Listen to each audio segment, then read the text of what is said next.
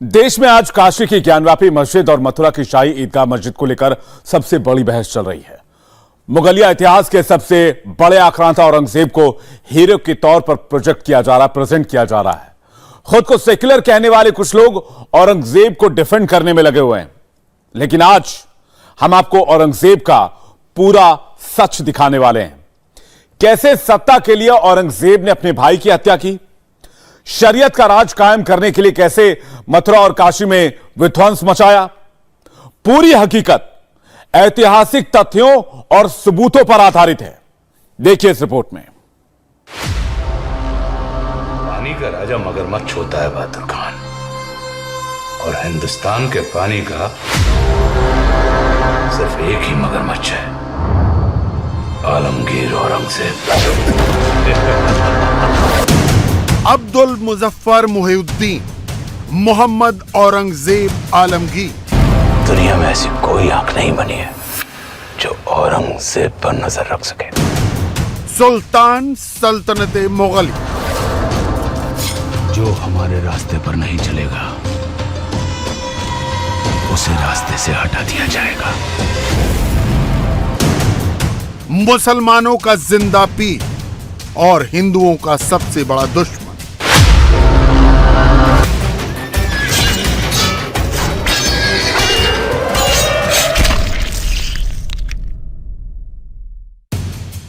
मोहम्मद औरंगजेब आलमगीर हिंदुस्तान में सल्तनते मुगलिया का 6वां बादशाह और सबसे खूंखार सुल्तान। 49 साल हिंदुओं पर जुल्म और सितम की दास्तान। आरोप नंबर 1, विश्वनाथ मंदिर का विध्वंस। आरोप नंबर 2, केशव राय मंदिर का विध्वंस। आरोप नंबर 3, सोमनाथ मंदिर का विध्वंस। आरोप नंबर 4, चित्तौड़ के मंदिरों का विध्वंस। आरोप नंबर 5, गुरु तेग बहादुर का कत्ल। औरंगजेब के अपराधों की लिस्ट बहुत ज्यादा लंबी है और इसकी गवाही देती है मासिरे आलमगीरी, फतवा आलमगीरी, औरंगजेब नामा। ये कहानी शुरू होती है काशी के विश्वनाथ मंदिर और बनारस के सांस्कृतिक इतिहास के साथ। गंगा किनारे पर बसा बाबा विश्वनाथ का वो शहर जो संस्कृत की शिक्षा, वेदों के ज्ञान और उपनिषदों के अध्ययन को लेकर विश्वविख्यात था। विदेशों से यहाँ बच्चे पढ़ने के लिए आते थे और औरंगजेब का बड़ा भाई शाहजहां का बड़ा बेटा दारा शिकोह भी यहाँ इसी ज्ञान की तलाश में पहुंचा था। दारा शिकोह का हिंदुओं और सनातन संस्कृति के प्रति झुकाव था। बादशाह का बड़ा बेटा होने के नाते तख्त पर दावेदारी भी उसकी थी, लेकिन औरंगजेब इतना क्रूर था कि तख्त के लिए शाहजहां के जिंदा रहते उसने दारा शिकोह का कत्ल करवाया। दारा शिकोह तो इनका बड़ा भाई था, तख्त के लिए लड़ाई थी। ये इसमें शक नहीं कि दारा शिकोह ने दुनिया भर में उपनिषद को तर्जुमा करा के फारसी में। ये कम लोगों को मालूम है कि जो फारसी उसका ट्रांसलेशन था उपनिषद का, वही फिर लैटिन में किया गया और इसलिए उपनिषद दुनिया भर में मशहूर हुई। औरंगजेब से जो उसकी लड़ाई थी और अपने दूसरे भाइयों से भी, वो मुराद से भी और शुजा से भी, तो वो इसी वजह से थी तख्त के लिए। उसमें बेचारा वो हार गया और उसको एग्जीक्यूट कर दिया। दारा शिकोह का काशी और मथुरा से डायरेक्ट कनेक्शन था और यही हिंदुओं की आस्था के दो बड़े केंद्र थे। औरंगजेब देश में शरीयत का शासन चलाना चाहता था। हिंदुओं और उनके धर्म स्थानों से वो कितना ज्यादा चिढ़ता था, इसकी गवाही मासिरे आलमगीरी के चैप्टर 12 में मिलती है।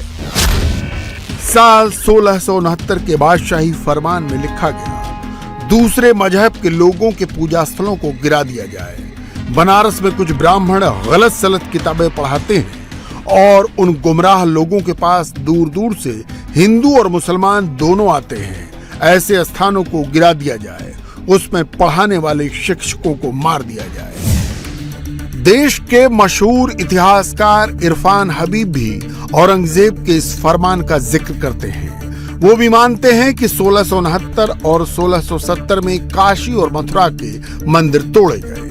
दूसरी तरफ इतिहासकार अमित राय बताते हैं कि यह औरंगजेब की धर्मांधता थी और वो भारत में इस्लाम का परचम लहराना चाहता था। औरंगजेब ने ये जरूर हुक्म दिया था कि जो शरीयत के मुताबिक होता है कि जो नए मंदिर हैं वो तोड़ दिया जाए, लेकिन अमल में नहीं हुआ। ये जो काशी विश्वनाथ है 1669 में और जो केशव राय है 1670 में। औरंगजेब मथुरा और बनारस को, काशी को लेकर के इतना क्यों चिढ़ता था? ये उसकी धर्मांधता थी और वो इस्लाम का परचम लहराने की उसके मन के अंदर जो एक अतिवाद वाली स्थिति उसके मन में थी, उसको उसने धार्मिकता का रूप दिया। उसने काफिरों के सब जितने भी शिक्षालय थे, जितने भी स्कूल, कॉलेजेस, वेद, हिंदू धार्मिक रीति नीति को पढ़ाने वाले ऐसे संस्थान थे, उनको नष्ट करने का हुक्म दिया। उसके साथ साथ उसने सभी हिंदू जैन मंदिरों को तोड़ने का भी हुक्म दिया।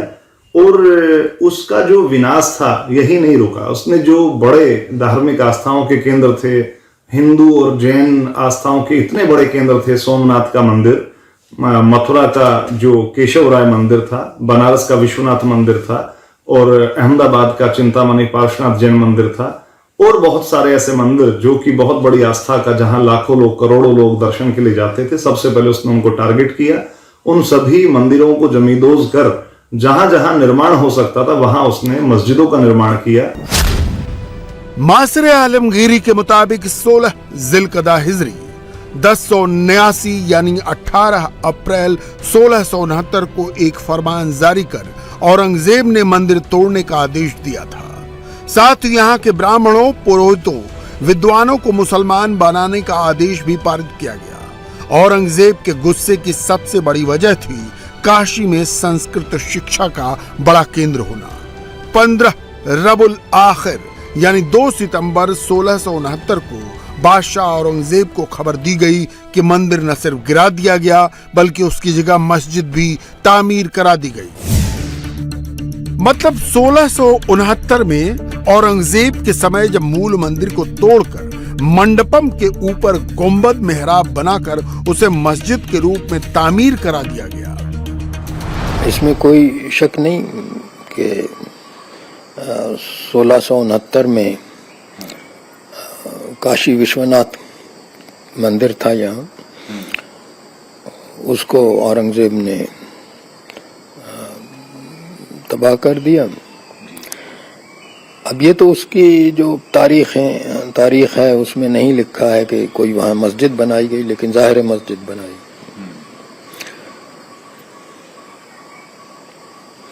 तो मस्जिद भी अब तकरीबन 1670 के आसपास बनी है, तो औरंगजेब ने ऑर्डर दिया। हाँ। अब ये इसमें नहीं था कि काशी विश्वनाथ कब बना था, हाँ। या क्यों इसको ही किया गया। बनारस में इतने मंदिर थे, उनको तो नहीं तोड़ा, हाँ। इसको क्यों तोड़ा, तो इसकी कोई वजह नहीं मालूम।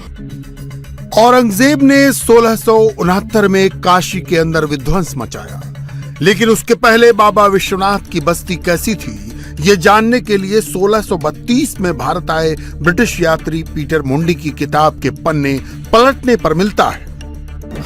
क्षत्रिय, ब्राह्मण और बनियों की बस्ती बनारस में सबसे प्रसिद्ध मंदिर विश्वेश्वर महादेव है।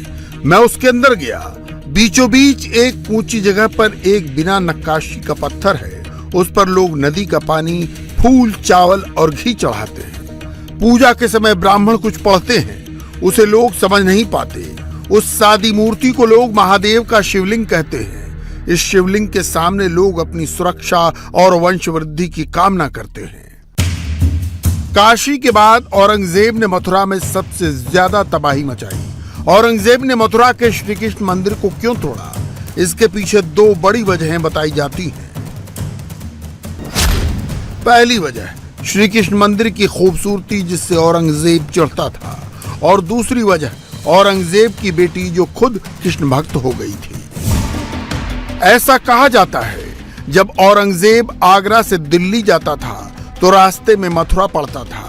मथुरा में श्री कृष्ण जन्मस्थान पर बना मंदिर इतना भव्य था जिसके किस्से यूरोप तक मशहूर थे। मंदिर पर सोने की परत चढ़ी थी जिसकी चमक मीलों दूर तक दिखती थी और औरंगजेब को चुभती थी।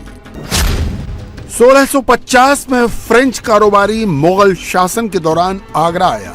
उसने अपनी डायरी में मथुरा में भव्य श्री कृष्ण मंदिर का जिक्र किया। कृष्ण जन्मभूमि तो अब नाम दिया गया है उसका। ये मंदिर बना था जहांगीर के जमाने में। ये मुगल पीरियड ही का मंदिर है।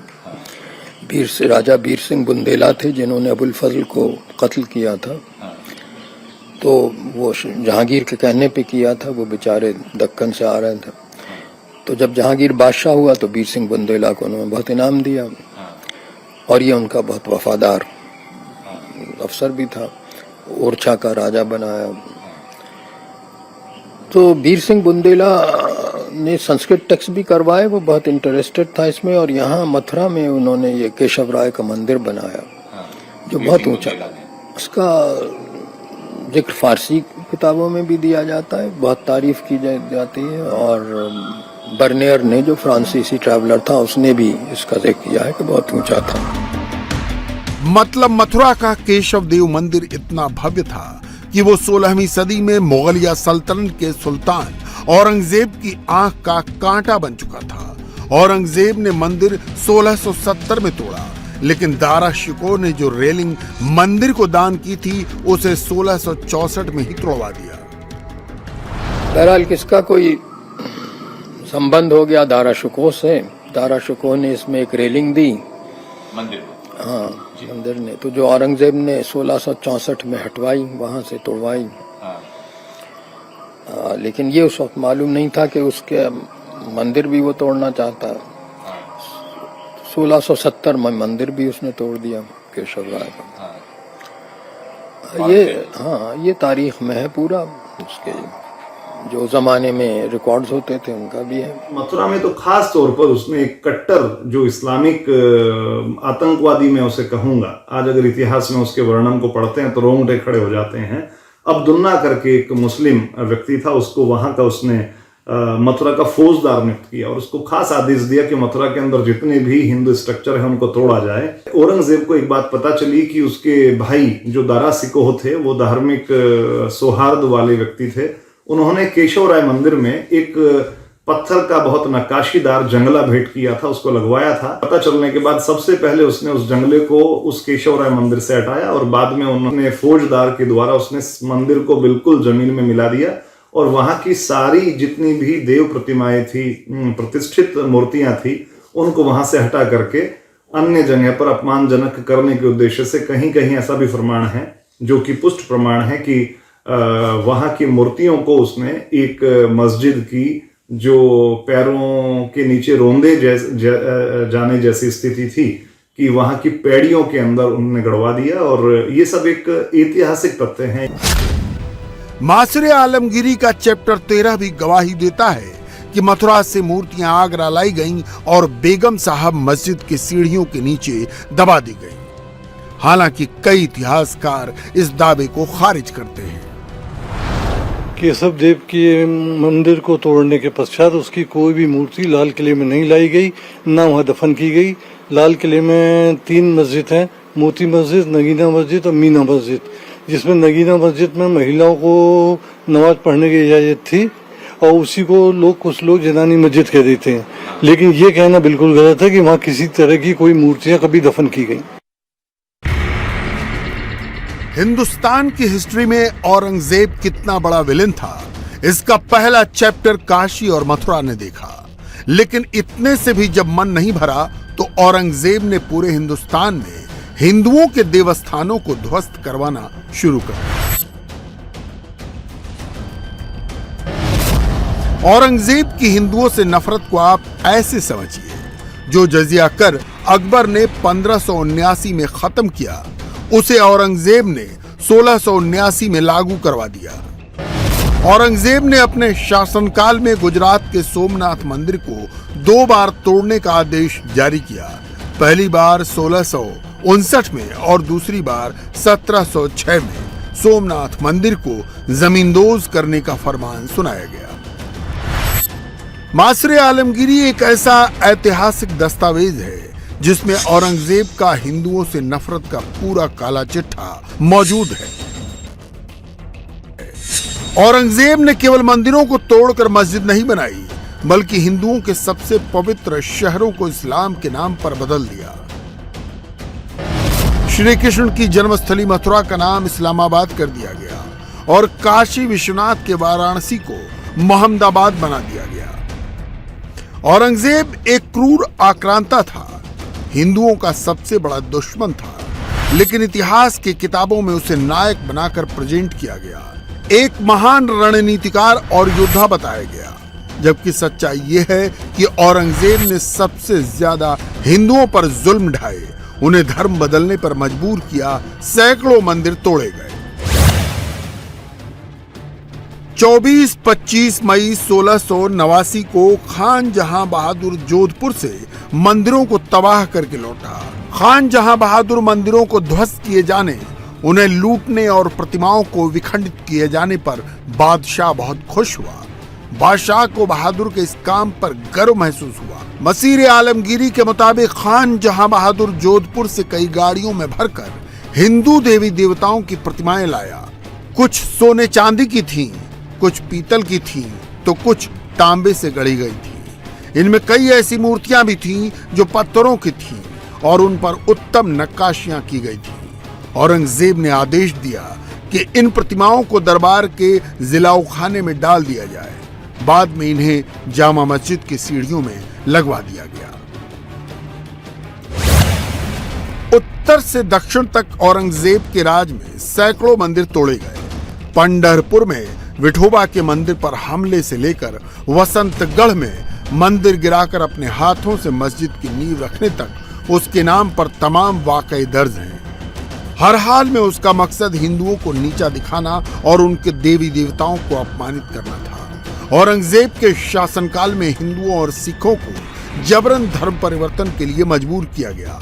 यहाँ तक कि सिखों के नवे गुरु तेग बहादुर का कत्ल भी औरंगजेब ने इस्लाम स्वीकार न करने पर करवा दिया। 1675 में औरंगजेब ने गुरु साहब को इस्लाम स्वीकार करने के लिए कहा था। गुरु तेग बहादुर ने कहा, सिर कटा सकते हैं लेकिन केश कभी नहीं कटाएंगे। जवाब सुनकर औरंगजेब बौखला गया और गुरु का सिर धड़ से अलग कर दिया। दिल्ली का गुरुद्वारा शीशगंज साहिब और रकाबगंज साहिब इसका स्मरण कराते हैं, जहां गुरु तेग बहादुर की हत्या की गई और उनका अंतिम संस्कार किया गया। औरंगजेब की आतताई सोच के सामने उस समय गुरु तेग बहादुर जी हिंद दी चादर बनकर, एक चट्टान बनकर खड़े हो गए थे। इतिहास गवाह है कि वर्तमान समय गवाह है और ये लाल किला भी गवाह है कि औरंगजेब और उसके जैसे अत्याचारियों ने भले ही अनेकों सिरों को धड़ से अलग करा, लेकिन हमारी आस्था को वो हमसे अलग नहीं कर सका। गुरु तेग बहादुर जी के बलिदान ने भारत की अनेकों पीढ़ियों को अपनी संस्कृति की मर्यादा की रक्षा के लिए, उसके मान सम्मान के लिए जीने और मर मिट जाने की प्रेरणा दी है। बड़ी बड़ी सत्ताएं मिट गई, बड़े बड़े तूफान शांत हो गए, लेकिन भारत आज भी अमर खड़ा है। इंडिया टीवी हर वक्त हर जगह डाउनलोड करने के लिए सर्च करें India TV news Google play store या ऐप स्टोर पर।